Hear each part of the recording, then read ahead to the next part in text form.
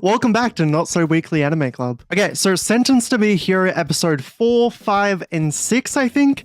Last video, I did episode 1, 2, and 3, and that shit was way too peak. So I'm going to be doing an analysis, breakdown, beat by beat, whatever you want to talk about.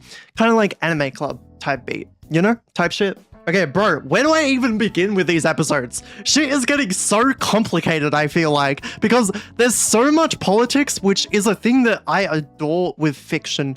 I love imaginary politics in anime and media in general, and this shit seems to have that, and Xyler is so driven as a character for his ideals, which I think is the effect of it being a light novel, of that he has so much character.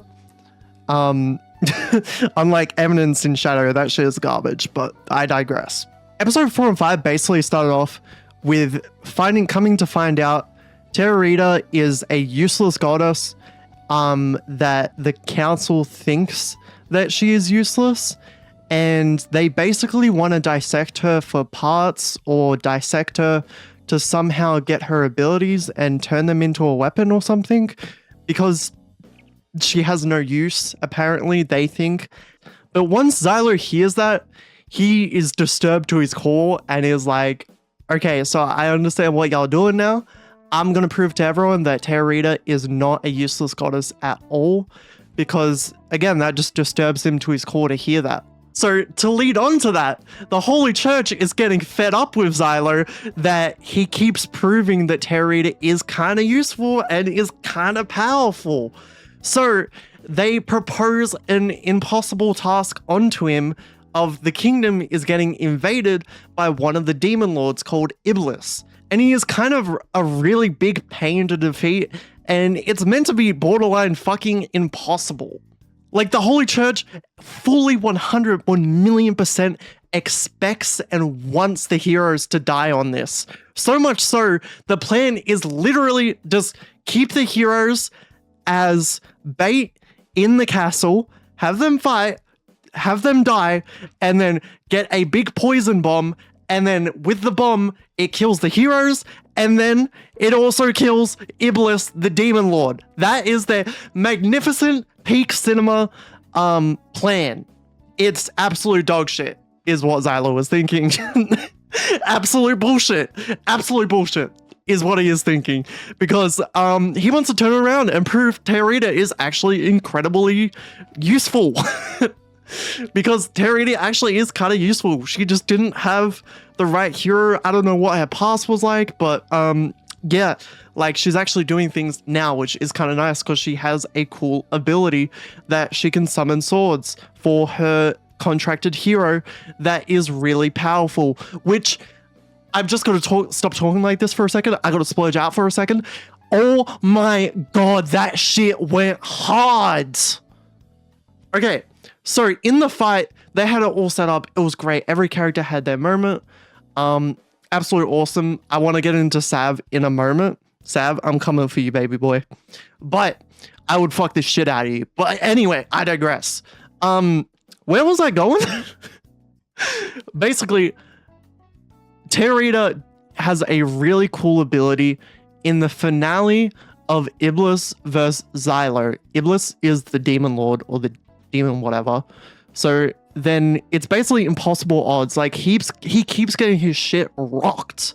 Like, you think the hero is actually going to lose? I'm thinking in my head this entire time, I know Xyler doesn't want to die, but it's not the end of the world if he does. He does lose his memories and he loses a part of himself, but it's not the end of the world. So in the back of my head, I'm thinking like, okay, is he actually going to die here? Because I fully expect it, because he'll come back, but yeah, obviously he doesn't want to die, but I'm like fully expecting Xyler to lose here. I don't know why, if that's like just a me thing or like what, but I was fully expecting Xyler to lose against Iblis, because even Terarita was like, yo, like, I'll stay with you, but like, oh my god, this is such a dire situation. So they were providing blows back and forth with Iblis and Xyler, but then at the last moment or whatever, Terarita pulls out and musters the last of her power of like the Holy Sword or something like that, or like the Endless Sword. I forgot the name of it. That can cut through anything. Xylo asked Terita, can this like kill an unkillable demon lord? And Terita is just like, fuck yes, my king.